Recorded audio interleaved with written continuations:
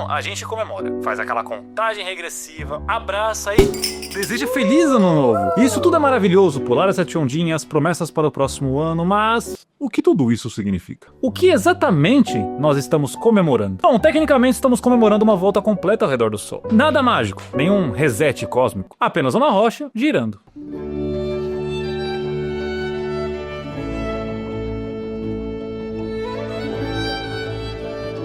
Bom, desde sua formação há cerca de 4,54 bilhões de anos atrás, a Terra, nosso planeta, já deu algo em torno de 4,54 bilhões de voltas ao redor do nosso Sol. E isso significa que mesmo antes de existir civilizações, religiões, calendários ou qualquer tipo de ideia de ano novo, o planeta já estava viajando pelo espaço. E viajando rápido. E se meus cálculos estiverem certos nesse exato momento, estamos girando em torno do nosso próprio eixo a cerca de 1.670 km por hora. Além de girar em torno do nosso próprio eixo, estamos também em órbita do nosso Sol, a cerca de 107 mil km por hora. Bom, e sem nem sentir nada disso. Ai, agora eu senti. Mesmo assim, diante dos fatos, decidimos contar o nosso próprio tempo de uma forma muito específica. E o nosso calendário começa com a vinda de Jesus à Terra. A partir desse exato momento no tempo. A ideia de que o próprio Criador desceu e pisou nessa rocha girando no espaço. E para você que está assistindo esse vídeo aqui, eu faço um pequeno desvio da ciência. Não para negar algo, ou então para concordar sobre algo, mas é só que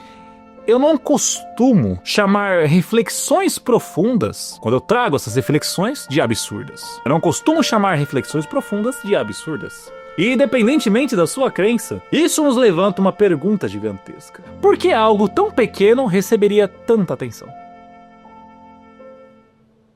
Fica até o final que você vai entender essa pergunta. Agora eu peço uma licença para que você pare para pensar friamente. Num absurdo cotidiano em que nós vivemos, estamos respirando em cima de uma rocha que está flutuando no meio de um espaço totalmente vazio, girando ao redor de uma bola gigantesca de plasma em combustão. É uma rocha no meio do espaço vazio girando em volta de uma bola de fogo gigante. A vida só existe nesse pequeno pedaço de rocha porque ela está numa distância quase que perfeita dessa bola gigante pegando fogo. Um pouco mais perto, tudo ferve.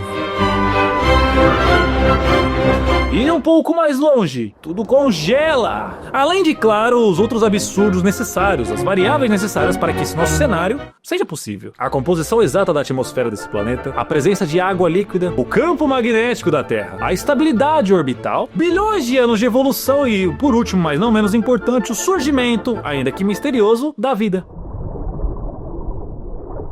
E aí o Criador descer e pisar na Terra não seria tão absurdo? Ainda assim, estamos aqui, descendentes de primatas, com tecnologia, consciência e parados, assistindo a um vídeo e sentindo aquele leve desconforto existencial. E ainda assim, no cotidiano, quase que ignorando completamente esse desconforto, estamos em busca de riqueza. Mas cá entre nós, se você sente esse leve desconforto existencial, deixa o seu like aqui pra eu saber, beleza? E se inscreve aqui no canal. Afinal, a maior riqueza que nós temos para buscar é a de conhecimento. Então, clicando no botão de inscrever, você faz parte dessa busca. Mas por que buscamos tanto conhecimento? Por que fazemos perguntas e talvez a maior delas seja por que estamos aqui? Não é exagero falar em probabilidades quando pensamos em estar aqui. Afinal, as chances de tudo isso dar certo da forma que está são ridiculamente pequenas. E eu posso dizer sim que as chances de nós estarmos aqui agora são ridiculamente pequenas, pensando em probabilidades, mas com base na teoria matemática,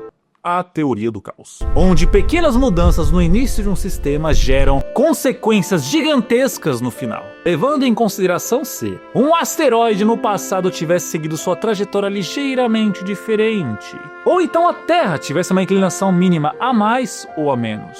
E se a química inicial fosse alterada, mesmo que uma fração microscópica, talvez você não estivesse aqui, e talvez ninguém estivesse. Bom, mas existe um outro pensamento, galera.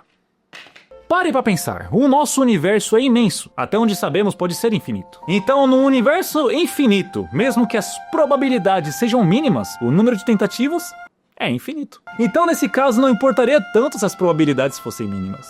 Então, talvez não seja tão absurdo assim que a vida exista hoje. Afinal, ela é um fato. Estamos aqui. Novamente, o exemplo do Criador é apenas uma reflexão profunda, e quando eu digo que reflexões profundas não são absurdas, isso nos leva a lembrar de que Como é dito no início de O Guia do Mochileiro das Galáxias, somos lembrados de algo genial naquilo que é dito. Abre aspas. Nos confins inexplorados do braço espiral ocidental da galáxia, existe um pequeno planeta azul totalmente irrelevante. E a genialidade está aí. Talvez sejamos importantes, talvez sejamos irrelevantes. O universo conspira pra você, ou o universo não tá nem aí pra você. E talvez isso não mude absolutamente nada. Então, depois disso tudo, dessas reflexões profundas, chegamos na pergunta final. Por que estamos aqui? Por que estamos aqui? Bom, talvez a resposta a essa pergunta não importe tanto quanto ao fato de nós continuarmos perguntando. E eu já te adianto, não existe uma resposta definitiva para essa questão. Talvez nunca tenha existido ou nunca venha existir. Afinal, pense por um momento, em uma escala cósmica, o nosso tempo, ele já passou. Daqui a cerca de 5 bilhões de anos, quando o nosso Sol esgotar o seu combustível e se transformar em uma gigante vermelha, engolindo os planetas ao seu redor, não haverá